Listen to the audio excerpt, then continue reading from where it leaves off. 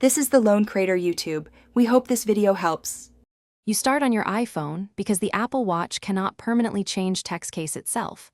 Once paired and iCloud Contacts is enabled, open Contacts and pick the name you need to fix. Tap Edit, then change capitalization exactly how you want it to appear on the watch.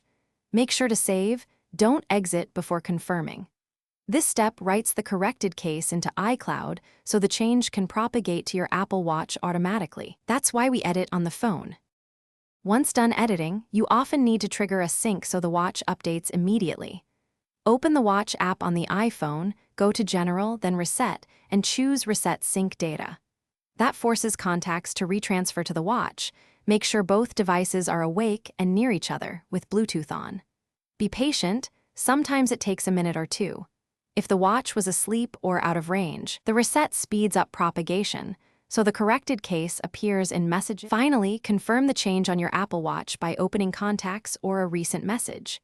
If the case is still wrong, toggle Contacts off and on in iCloud settings on the iPhone, then restart both devices. This often fixes lingering sync issues. If that fails, unpairing and repairing the watch forces a full sync, but use it only as a last resort because it takes longer.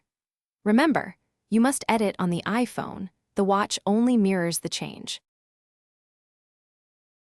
Thanks for watching. Consider subscribing if we helped you.